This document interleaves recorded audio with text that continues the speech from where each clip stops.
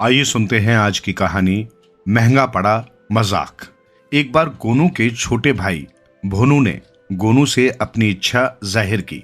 भैया, आप तो अपनी ससुराल प्राय जाते ही रहते हैं, किंतु मुझे वहां जाने का एक बार भी अवसर नहीं मिला है। आप आज्ञा दें तो इस बार मैं आपकी ससुराल में जाकर उस परिवार के सदस्यों से मिलाऊं। उनसे मिलने का बहुत मन कर रहा है। हाँ हाँ, क्यों नहीं। यदि तुम्हारी ऐसी इच्छा है तो जाओ, मिलाओ। वैसे भी यहाँ खेती का कोई विशेष काम नहीं है। अगले ही दिन भोनू गोनू की ससुराल चला गया। ससुराल में गोनू के साले, उनकी सास आदि ने भोनू का खूब स्वागत सत्कार किया। रात को गोनू की सास ने स्वयं अपने हाथों उसके लिए भोजन तैयार किया। भोनू को चौके में बैठाया और उसके सामने भोजन की थाली परोस दी। भोनू ने अभी रोटी का एक ग्रास ही तोड़ा था कि सास को मस्खरी सूझी। बोली, तनिक ठहरो जवाई बाबू, पहली बार भाई की ससुराल में आए हो, इसलिए यहाँ की पारिवारिक रस्म तो पूरी कर दो।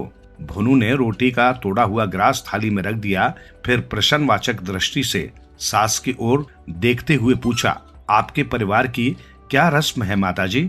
सास बोली, हमारे परिवार की रस्म ये है कि जवाई जब पहली बार ससुराल के चौके में भोजन करने जाता है तो उसे 2 रोटियां परोसी जाती हैं, लेकिन भोजन के पश्चात जब जवाई चौके से उठता है तो उसे थाली में 2.5 रोटी छोड़नी पड़ती है। ये सुनकर भोनू महाराज सनाके में आ गए। थाली में 2 रोटी परोसी और छोड़नी पड़े 2.5, ये कैसी अजीब रस्म है। भोनू महाराज बहुत देर तक सोचते रहे कि कैसे आधी रोटी छोड़कर चौके में से उठा जाए। सास उन्हें सोच में पड़ा देख मन ही मन मुदित होती रही। कई बार उसने टोका भी, खाओ ना जवाई बाबू, किस सोच में पड़ गए? हाँ हाँ, अभी भोजन खाना शुरू करता हूँ, कहते हुए भोनू ने रोटी की तरफ हाथ बढ़ाया, लेकिन फिर तत्काल हाथ पीछे खींच लिया। चौके के एक कोने में एक डिबरी जल रही थी, जिसका धुंधला सा प्रकाश चौके में फैला हुआ था। भोनू को और तो कुछ सूझा नहीं। उसने अपने सिर पर पहनी सफेद टोपी उतारी और उसे तह करके थाली में रख दिया, ताकि ऐसा लगे कि थाली में आधी रोटी और है। फिर उसने लोटे में रखे पानी से अपने हाथ धोए और उठकर खड़ा हो गया। बस जवाई बाबू, हो गई तृप्ति? सास ने चुटकी ली। हाँ माताजी, पेट भर गया। ये कहकर भोनू बैठक में चला आया। सारी रात उसे नींद नहीं आई। पेट में भूख के मारे चूहे कूदते रहे। अगले दिन बहुत प्रातः उठा और ससुराल वालों से बिना मिले ही अपने गांव लौट आया। घर पहुंचा तो गोनू ने उसे इतनी जल्दी आया देखकर आश्चर्य से पूछा, भोनू, तुम तो ससुराल में कई दिन रहने को कहकर गए थे, फिर दूसरे दिन ही लौट क्यों आए? क्या उन्होंने तुम्हारी खातिरदारी नहीं की या किसी बात पर उनसे झगड़ा हो गया था? इनमें से एक बात भी नहीं हुई थी भैया। मुझे तो उनकी एक रस्म के कारण घर लौटना पड़ा है। कौन सी रस्म के कारण? गोनू ने पूछा। इस पर भोनू ने ससुराल में पिछली रात घटी सारी बातें बता दी। सुनकर गोनू हंस पड़े। बोले, भोनू मेरे भाई, सचमुच बहुत भोला है तू। अरे सासू जी ने तो परिहास किया था और तू उसे सच मान बैठा। अपनी टोपी भी उन्हें दे आया। भाई, मेरे ससुराल वालों के साथ तो ऐसे हास परिहास चलते ही रहते हैं, तो फिर और क्या करता। वहां तो मुझे अपनी इज्जत बचानी भारी पड़ रही थी। मुझे यही सूझा कि किसी तरह अपनी टोपी रोटियों के पास रखकर अपनी इज्जत बचाऊं। भोनू ने विवशता भरे स्वर में कहा, अच्छा ठीक है, अब तू यहीं रह, मैं जाता हूँ ससुराल उन लोगों को सबक सिखाने। ऐसा सबक सिखाऊंगा कि जिंदगी भर याद रखेंगे। आगे से जवाई के साथ परिहास करना ही भूल जाएंगे। ये कहकर गोनू ने अपने धुले हुए कपड़े पहने और चल पड़े ससुराल। वहां पहुंचे तो उन्होंने सभी को चिंतित पाया। उनका साला कहने लगा, जीजाजी, रात माताजी ने तुम्हारे छोटे भाई के साथ एक छोटा सा परिहास कर दिया था, जो शायद उन्हें बुरा लगा, इसलिए वे आज बहुत तड़के उठकर हमसे नाराज होकर यहाँ से चले गए। सासू बोली, मुझे मालूम नहीं था कि तुम्हारे भाई इतने भोले हैं। जानती तो कभी मजाक न करती। मुझे अपने द्वारा किए गए मजाक पर बहुत पश्चाताप हो रहा है। बेचारे जवाई बाबू रात भर भूखे ही रहे। सच, मुझे तो बताते हुए भी बड़ी शर्म आ रही है। गोनू बोले, माताजी, अब जो हो गया उसे भूल जाइए। बहुत भूख लगी है, जल्दी से भोजन करा दीजिए। ये सुनकर उनकी सास तत्काल रसोई घर में चली गई। नहा धोकर गोनू रसोई घर में जा धमके। सास ने भोजन की थाली परोस दी। गोनू भोजन करने लगे। पहले 2, फिर 4, फिर 8, इसी तरह सास रोटियां बनाकर उनकी थाली में परोसती और गोनू खाते रहे। धीरे धीरे उन्होंने 32 रोटियां गटक ली। सास रोटियां बनाते बनाते तंग आ गई। परात में मला हुआ सारा आटा समाप्त हो गया, किंतु गोनू की भूख न मिटी। तंग आकर सास बोली, जवाई बाबू, अभी तृप्ति नहीं हुई क्या? कैसे होगी सासू माँ? रोटी का एक बड़ा सा ग्रास गटकते हुए गोनू बोले, आप खाना जो इतना स्वादिष्ट बनाती हैं, ठीक है, आराम से खाओ, मैं और आटा मले देती हूँ। कहकर सास और आटा मलने लगी। सासू माँ ने फिर से रोटियां सेकनी शुरू कर दी। गोनू ने कहा, सासू माँ, सब्जी बहुत स्वादिष्ट है बनी है, थोड़ी सी और मिलेगी क्या? हाँ हाँ, क्यों नहीं, कहकर सासू माँ ने सब्जी के बर्तन में चमचा डाला तो धक से रह गई। सब्जी का डोंगा खाली हो चुका था। सास जैसे ही आटा लेने के लिए दूसरे कमरे में गई थी, गोनू ने उसे समाप्त कर डाला था। खिसियानी सी हंसी हंसते हुए सास बोली, बेटा सब्जी तो खत्म हो गई, मैं अभी दूसरी सब्जी तैयार किए देती हूँ, अब रहने दो सासू माँ। गोनू उठते हुए बोले, पेट काफी कुछ भर गया है, शाम को जल्दी खाना तैयार कर लेना, अब की कसर रात को पूरी हो जाएगी। गोनू ने अपनी ससुराल में डेरा डाल दिया था। 4 दिन हो गए थे, किंतु गोनू वापस जाने का नाम न ले रहे थे। सास रोटियां बनाते बनाते तंग आ गई तो उसने अपने बेटे से कहा, बेटा, जवाई बाबू तो टलने का नाम ही नहीं ले रहे, हम उन्हें जाने के लिए कह भी नहीं सकते। ऐसा कर, तू आज ही अपनी ससुराल जाकर बहू को ले आ, यही ठीक रहेगा माँ। कहकर गोनू का साला उसी समय घर से चल पड़ा। समीप के गांव में ही उसकी ससुराल थी। शाम तक वो अपनी पत्नी और 4 साल के बेटे को साथ लेकर घर लौट आया। सास ने राहत की सांस ली। घर की जिम्मेदारी गोनू की सलहेज ने संभाल ली। सलहेज ने सोचा, जवाई राजा पूरे भोजन भट्ट हैं, भोजन पर बैठते हैं तो फिर रोटियों पर खूब हाथ साफ करते हैं, क्यों ना आज उन्हें खिचड़ी बनाकर खिलाई जाए। 1-2 दिन खिचड़ी बनाऊंगी तो तंग आकर यहाँ से चले जाएंगे। ऐसा विचार कर उसने शाम को दाल चावल निकाले और उन्हें खाट पर रखकर धूप में रख दिया। थोड़ी ही देर बाद घूमते घामते गोनू घर में दाखिल हुए। चारपाई पर बिछी एक चादर पर दाल और चावल धूप में सूखते देख ताड़ गए कि आज खिचड़ी से ही संतोष करना पड़ेगा। तभी उनकी निगाह छींके से लटकते घी के बर्तन पर पड़ी। घर की दोनों देवियां अर्थात सास बहू पड़ोसी के घर गई हुई थी। गोनू ने छींके से घी का बर्तन उतारा और देखा कि उसमें घी है या नहीं। बर्तन आधा घी से भरा हुआ था, लेकिन ठंड का मौसम होने के कारण जम गया था।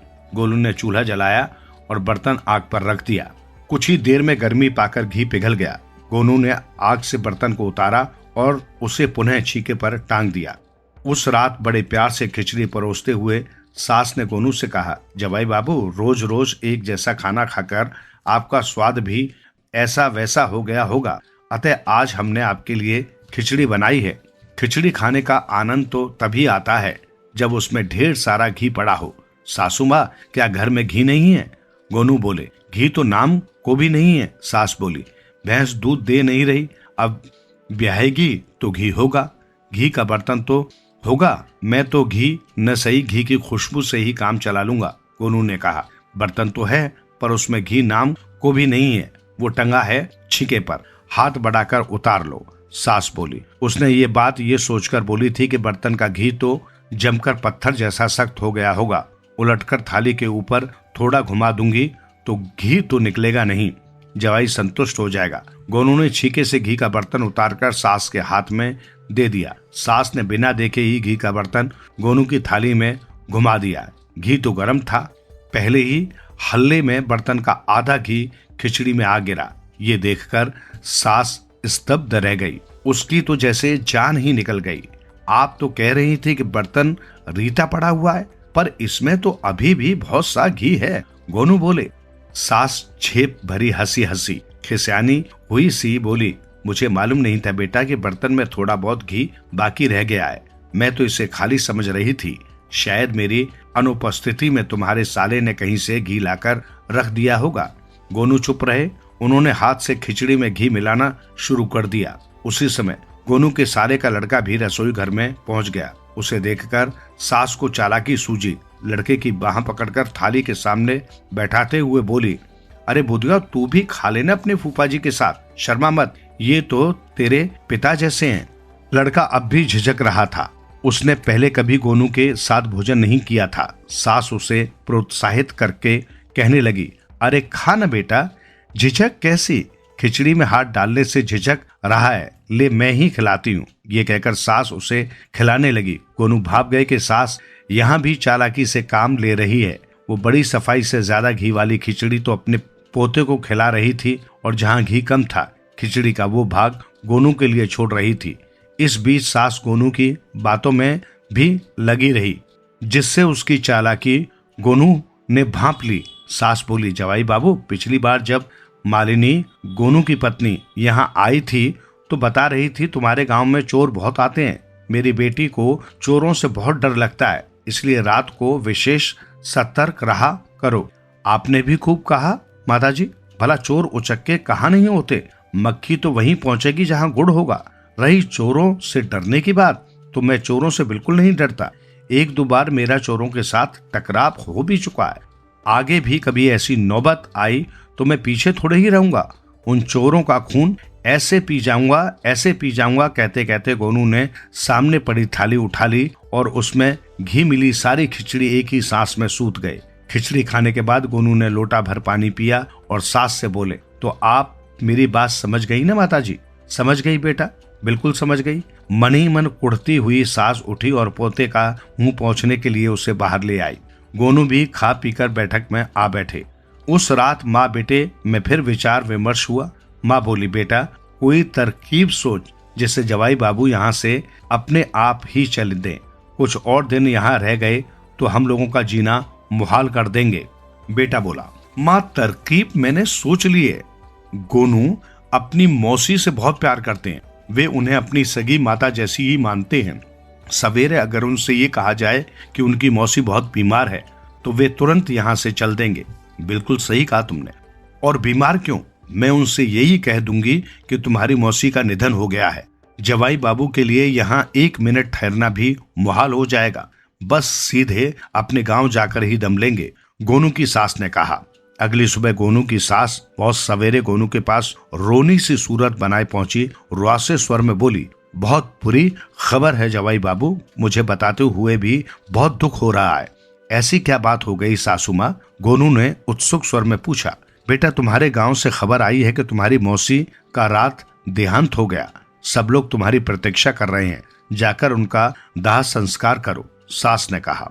पलक झपकते ही गोनू समझ गए कि सास झूठ बोल रही है। वो उन्हें यहाँ से इस बहाने भगाना चाहते हैं, क्योंकि मौसी तो उनके गांव में थी ही नहीं, वो तो तीर्थ करने के लिए गई हुई थी। तब उन्होंने भी बहुत गमगीन होने का अभिनय किया। अपनी आंखों में कृत्रिम आंसू भरकर छाती पीटते हुए दहाड़े मारकर रोने लगे। हाय मेरी माँ, हाय मेरी मौसी, तू मुझे छोड़कर कहाँ चली गई? हाय तेरे बिना अब मैं कैसे जीवित रह पाऊंगा? अब जो हो गया सो हो गया, साला बोला। होने को कौन रोक सकता है? अब तो घर जाकर उनका दाह कर्म करो, जिससे उनकी आत्मा को शांति मिले। गोनू ने कुर्ते के छोर से अपने आंसू पोंछे, बोले, अब मेरा वहां जाने से लाभ ही क्या है? भोनू वहां मौजूद है, वो सारी रस्में पूरी कर देगा। अब तो मुझे अपनी मौसी की इच्छा पूरी करनी है, जो वो प्राय मुझसे कहती रहती थी। क्या कहती रहती थी तुम्हारी मौसी? साले ने पूछा। गोनू बोले, मौसी कहा करती थी कि बेटा तेरी सास तुझसे बहुत प्यार करती है, वो मुझसे भी बढ़कर तेरा ख्याल रखती है। मेरी मृत्यु हो जाए तो उसी को अपनी माँ समझना और उसी के पास रहकर उसकी सेवा टहल किया करना। इसलिए अब मैंने निश्चय किया है कि अब से स्थायी रूप से यहीं रहूंगा। गांव की जमीन बेच दूंगा, पत्नी और भोनू को भी यहीं बुला लूंगा। ये सुनकर तो माँ बेटे जैसे आसमान से गिर पड़े। फिर किसी तरह साले ने ही बात बनाई। बोले, जिया जी तुम्हारी मौसी को कुछ नहीं हुआ है, वो बिल्कुल ठीक ठाक है। ये तो हमने तुमसे मजाक किया था। मैंने ही कौन से सच्चे आंसू बहाए थे।